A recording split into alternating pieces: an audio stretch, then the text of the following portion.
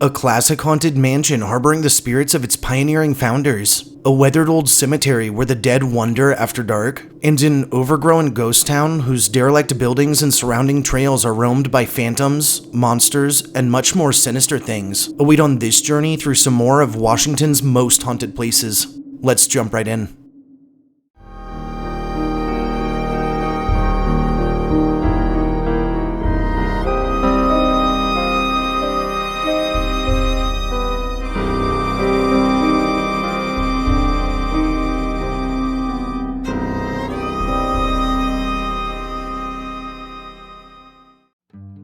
Hey guys, and thanks for joining me on another chilling adventure through some more of Washington's most haunted places. Recognized for its impressive cities, ridiculously beautiful nature expanses, historic structures, unique culture, and more, the Evergreen State is also shrouded in a surprising range of ghost stories, old hill folklore, native legends, and tales of the otherworldly. Oh, and before we get rolling, if you enjoy my content, guys, I would highly appreciate if you subscribed, hit that like button, shared me with all of your friends, and for those of you who really want to show my channel some love, leaving me a super thanks greatly supports the videos that keep you shivering late into the night. Are you sure you're ready for this one? Kicking off this adventure, our first haunt lands us in Washington's most populated city and has us touring the iconic University Heights Center. The University Heights Center, which is located in none other than Seattle, Washington, is the site of a former educational facility turned versatile shared space that now hosts a number of organizations, and that's popular both amongst sightseers for its lengthy and intriguing history, and amongst dark tourists and paranormal investigators for its recognition as one of the state's most haunted places. Historically, through the late 1800s, a small community on the northern shore of Portage Bay would form, and in 1891 was annexed by the city of Seattle, after which, over the following year, it was linked to Capitol Hill by way of the creation of the Latona Bridge. Through its earlier years, local children would be educated at the Latona School. However, growing enrollment would push a need for the creation of a larger campus. After a brief stint on a 600-acre plot in Brooklyn in 1901, lands now holding the University Heights Center were purchased, and construction of the new facility was started in 1902. Notably, this new plot, which was placed in a fairly sparsely developed area, was actually selected for its potential future growth, and the name University Heights School was selected to reflect the locale's shift from Brooklyn to what was to be called the University Heights District. As enrollment numbers increased, by 1907, even more space was needed as the student body crossed over 500, and additional north and central units were added. Life at the school was reported as quite peaceful. On rainy days, which were common, female students would spend their recesses dancing in the basement on warm cement floors, and many others spent their free time in a garden planted and tended by students in a lot across the street. Through the 1920s, university enrollment crossed over 900. Through the 1940s, funds were allotted to expand arts across the campus, and in 1955, a program for the deaf was added. Beginning in 1965, University Heights would aim to desegregate the school system, and would start accepting transfers from less progressive regions, and through the 1970s, it would implement a number of programs that aided the local communities. Sadly, through the 1980s, the school was spec'd for a potential closure, and in 1989, it would officially cease operations on site. In 1990, the whole of the center was leased to the nonprofit University Heights Center for Community Association. In 2010, it was added to the National Register of Historic Places, and since its closure, the expanse has accommodated a number of functions, including farmers markets, associations, and various community organizations. The University Heights Center remains open into the present, and while most of the site is accessible, it should be noted that some business areas are off limits to the public.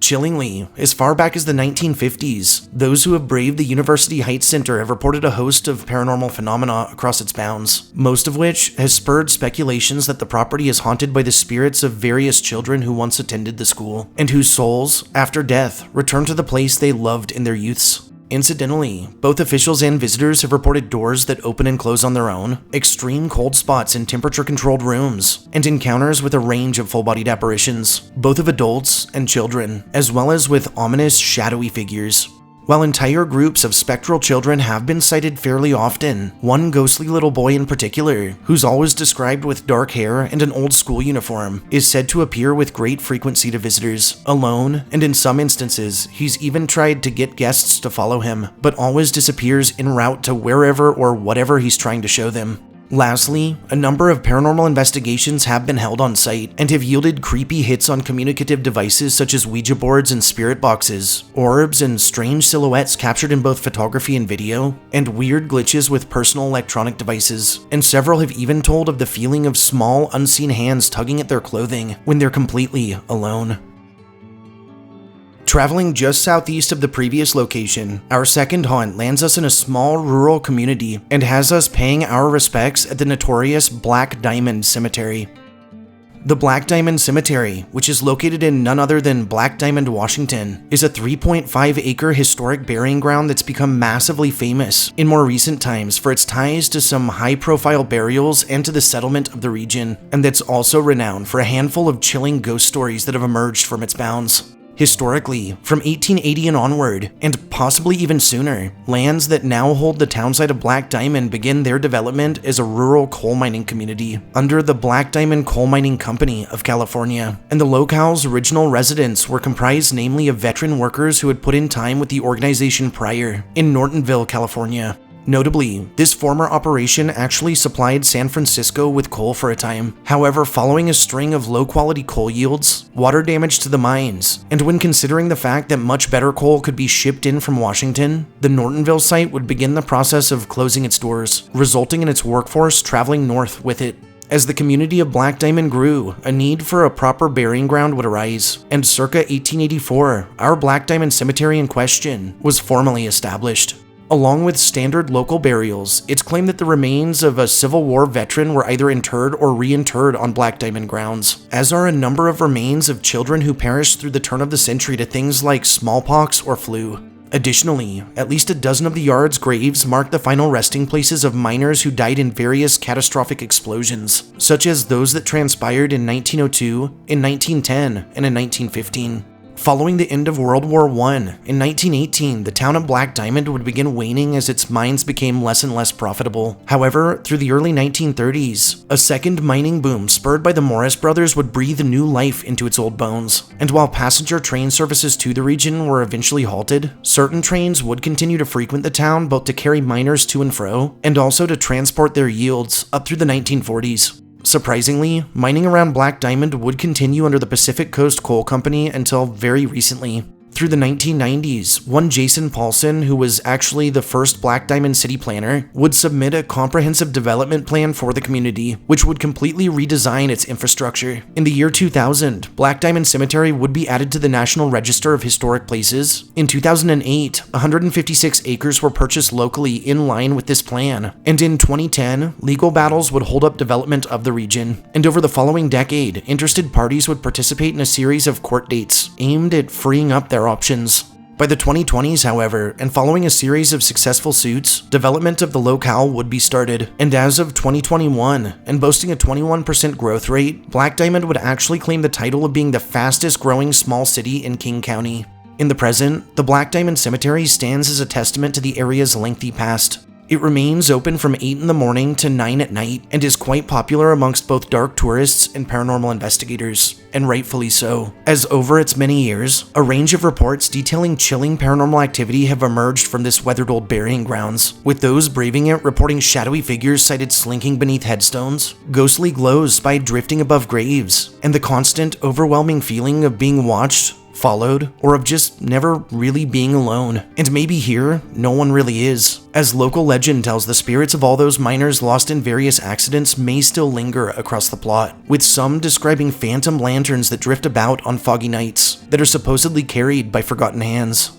Several informal investigations of the yard have yielded strange temperature fluctuations, eerie EVPs captured in audio recordings, and one party that snuck a Ouija board in documented seeming communication with various entities related to the boomtown's past, while others have told of disembodied voices that often chant old work songs. Lastly, possibly the most famous legend from Black Diamond tells of a ghostly white horse that glows faintly, and that's often spied in the yard at night, especially under full moons. For some time, those who saw the horse speculated it must be the apparition of a horse that got stuck or killed within the yard. But in more recent times, theories have started to focus on it being the entity of someone's war horse, or simply their faithful steed that outlived its owner and its bond was so strong that its soul sought him or her out in the afterlife, at the place where they were laid to rest. And on to number 3, which takes us into the wilderness and countryside just northeast of Seattle, and has us braving the ghost town of Monte Cristo. The ghost town of Monte Cristo and its associated trail system, which are located in Snohomish County in Washington, are contained in a region dotted with trails, historic landmarks, natural wonders, and more, which is quite popular amongst nature enthusiasts, sightseers, and all manner of tourists, and that's also built a pretty chilling reputation for its wide assortment of associated ghost stories, cryptid sightings, and reports of the inexplicable. Historically, predating American settlement of the region in question, for thousands of years, these lands were frequented and settled by the Sauk-Saatl tribe, who would utilize the expanse for its fresh water and bountiful hunting opportunities. Following American settlement, prospecting through the locale began with the Skykomish River drainage, with the Old Katy Trail utilized for access and for the transport of goods. And later, in 1882, Elisha Hubbard would improve upon the trail up the North Fork Skykomish, then north up through the tributary at Silver Creek, following which Mineral City would welcome a large boom. In 1889, one Joseph Persall would discover and follow glittering deposits that he would trace back to the 76 Gulch and to the area that would one day hold Monte Cristo. And preceding a frenzy of prospectors and miners who rushed to the site, a township would begin to form. In 1891, a narrow wagon road would connect Monte Cristo to Sauk City, and later the same year, through the summer, it was discovered that this new township could also be reached by way of the South Fork Stalagwamish River. As the months sped by the end of 1891, the budding township boasted a jaw-dropping 13 mining operations and over 40 claims, which would in turn pique the curiosities of wealthy elite and result in the Rockefellers buying out 2/3 of the area's best properties, and in the arrival of future US President Donald Trump's grandfather, Frederick Trump, who would, ironically, open a popular hotel. Through the remainder of the 1890s, hopes ran high as interested parties speculated Monte Cristo may grow to be the greatest lead-silver district in the Western Hemisphere, and modern cable bucket aerial tramways were constructed over the adjacent Mystery Ridge that were used to transport as much as 230 tons of ore each day. Additionally, a 42-mile railway that connected Monte Cristo to Hartford would only further increase output. The boom of Monte Cristo would officially peak in 1894, at which time its population was around 1,000 residents, and by 1895, 125 men were employed at the local mines, with a documented monthly payroll of $10,500, which was pretty impressive for the era.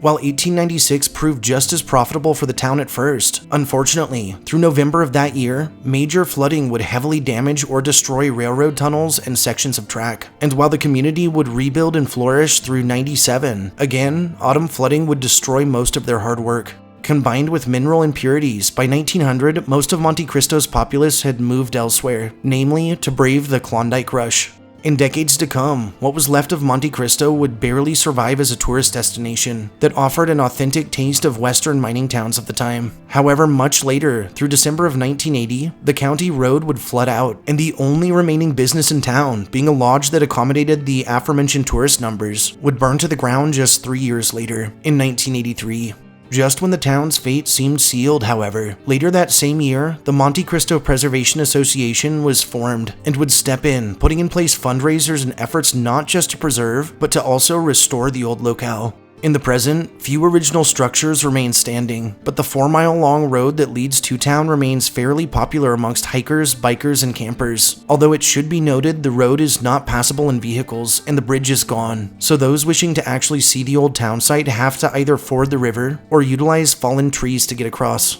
More recently, due to plans aimed at removing pollution from the nearby Glacier Basin in 2015, a new access road was added to the area and gets those interested in the town a bit closer and much more easily. Now, not really all that surprisingly, the whole of Monte Cristo and its surrounding landscape is a hotbed for supernatural happenings. Alongside ghostly inhabitants and tales of strong paranormal activity, others tell of close encounters with terrifying cryptids, of UFO sightings, and much, much more. While the area can be imposing in broad daylight, some say it's especially unnerving after nightfall, and campers, hikers, hunters, and tourists have all reported disembodied footsteps heard either behind them on the trail or coming from the brush, phantom voices that emanate from thin air, and ghostly fire glows sighted through trees that are always gone upon approach. Being the Pacific Northwest, a number of stories from the Monte Cristo area involve close shaves with a myriad of monsters, most steeped in native lore. Among said creature encounters, sightings include the Sasquatch or Bigfoot, werewolf-like beasts, and stories involving the dreaded Wendigo, an evil spirit that hungers for human flesh, and is pretty much the demonic embodiment of human greed and gluttony. And as mentioned prior, many who have hiked Monte Cristo's trails after dark have reported strange UFO sightings in the skies above, and several have even described spying alien-like creatures that stalk the forests.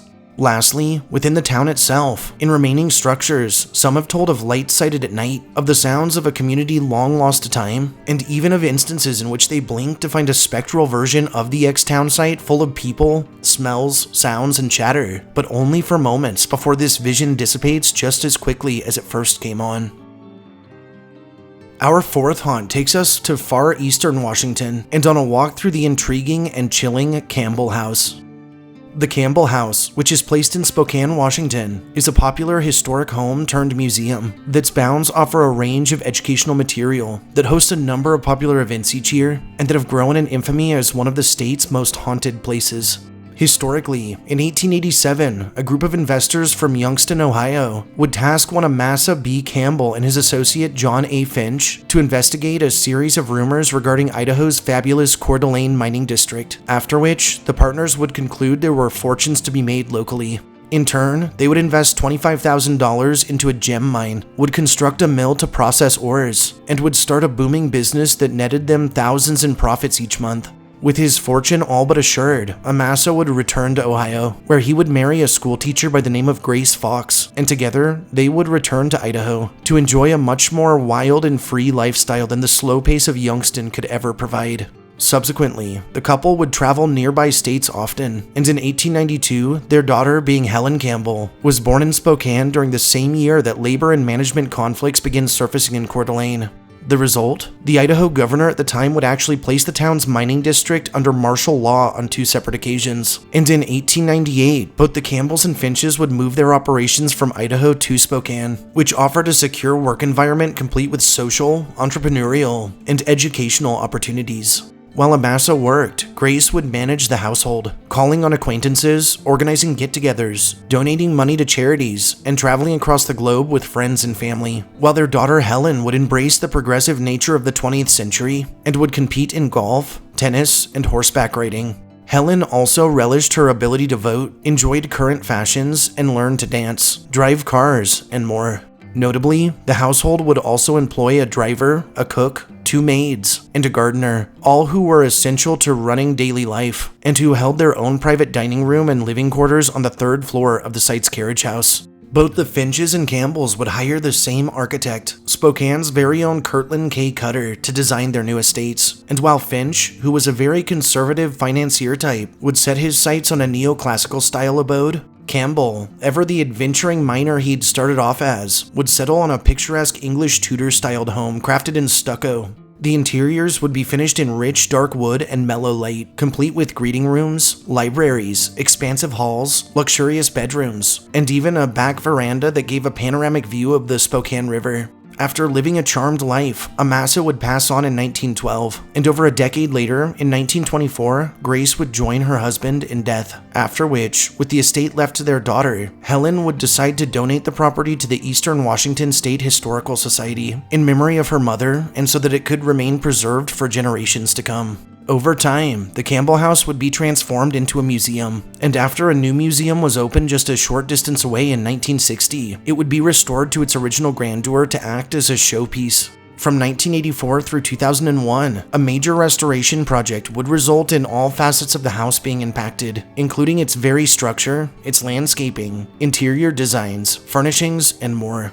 In the present, the Campbell House remains open to the public and is a popular stop for those wishing for a glimpse of what life was like through the turn of the 20th century. But according to local legends, visitors braving this expanse may just get more than a glimpse, and also more than they bargained for, as over the years, the abode has been associated to a range of scary stories and tales of ghostly encounters, with both staff and guests reporting extreme cold patches in areas that are otherwise warm, instances of doors opening and closing on their own, and accounts of cellular devices brought on site behaving erratically or dying on full charges. Several have told of watching as little puffs of fog drift through the halls with seeming sentience. Others talk of lights that turn on and off by themselves, and others still have reported smelling tobacco smoke, cologne, or perfume when the space was completely empty. Additionally, some have sworn they've detected the scents of cooking foods from the kitchen when it hasn't been used in who knows how long. Throughout the halls, a handful of full-bodied apparitions have been sighted. The spirit of a man in turn of the 20th century gentleman's attire, believed to be a massa, has been observed pacing the parlor as well as hurrying about from various rooms.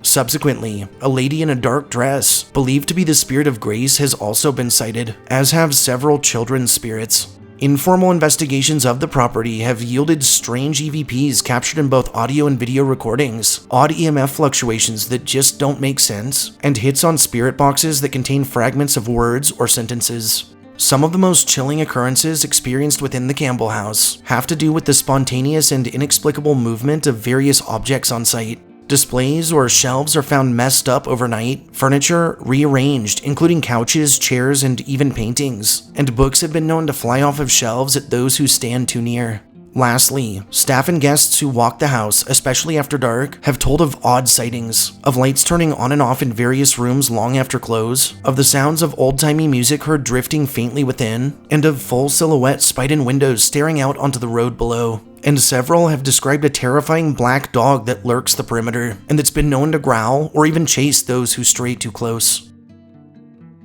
Saving the best for last, our fifth and final haunt takes us just south of Seattle and has us braving the Ezra Meeker Mansion.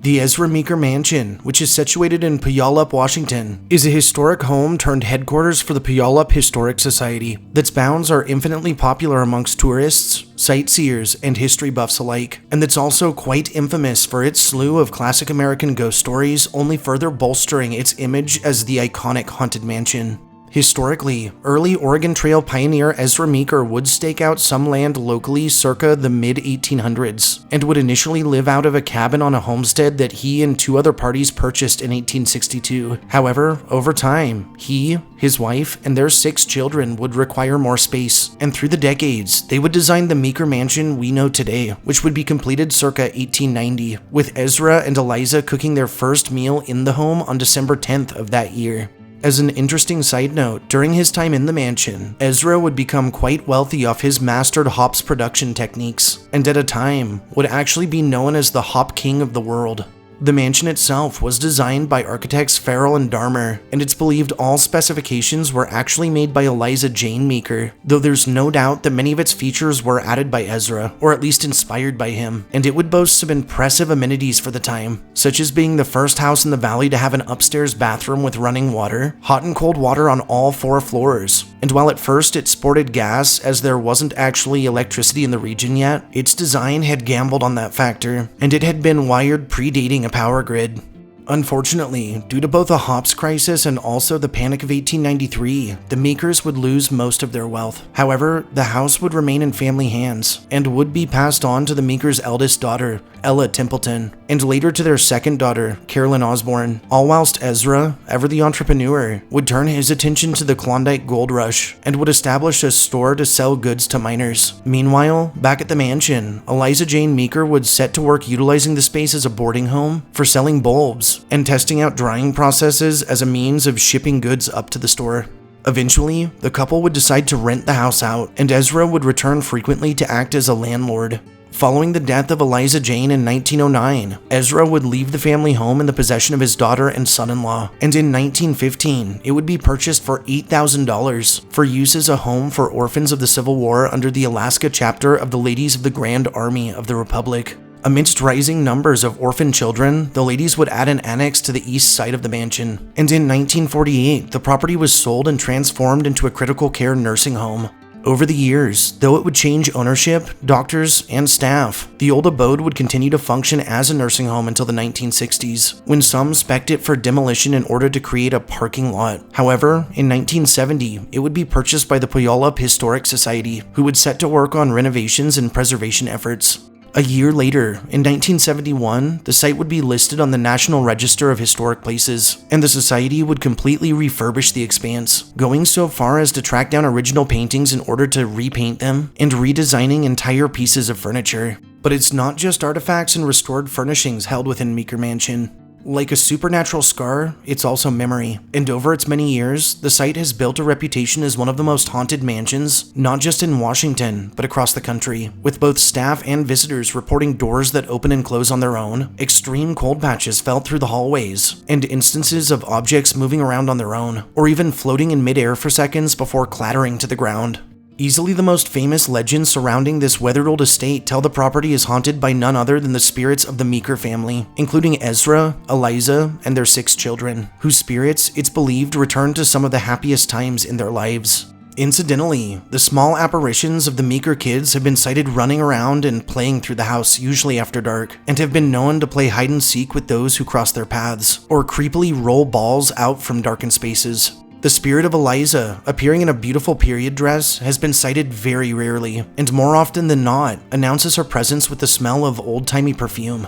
When she does manifest, she's usually sighted tending various house tasks, working in the garden, or standing at the doors of her children's former rooms, forever managing the household she's so cherished in life. Conversely, some tell the spirit of Ezra frequently makes appearances nearly daily. He is usually sighted rushing between rooms, seemingly deep in thought as he plots business ventures that have already come to pass. Notably, on rarer occasions, both Ezra and Eliza are sighted together, hand in hand, usually staring out of various windows across the property. One of the most compelling reports of an encounter with the Meeker couple came from one Lynn Sutherland Olson, who wrote a blog regarding her visit to the mansion in 2011. In this blog, she talks about her work at a psychic fair held on site, during which she was assigned to the master bedroom. Within 10 minutes of entering the room, she claims the apparitions of both Ezra and Eliza manifested for her, with Ezra laying on one side of the bed and snoring loudly, and Eliza standing beside the bed with her back turned. Astonishingly, Eliza spun around and greeted Lynn, and conversed with her through the evening at great length, covering topics such as gossip, which maids she was fond of and wasn't, and even talked about parts of the house's restorations that they had gotten wrong. Lastly, paranormal investigations of the estate have yielded high EMF levels and strange spikes, extreme temperature fluctuations, heat signatures on thermal grids set up in empty rooms, orbs captured in photography and video, and hits on both spirit boxes and Ouija boards. And some have told of the constant feeling of being watched or followed, or of the sensation of breath on the backs of their necks when no one else is around. Thanks for joining me on this journey through some more of Washington's most haunted places. If you enjoyed hearing my histories and ghost stories, subscribe to my channel, throw this upload a like, and share me with anyone you feel could use a good scare. I'll catch you all next time, and stay spooky.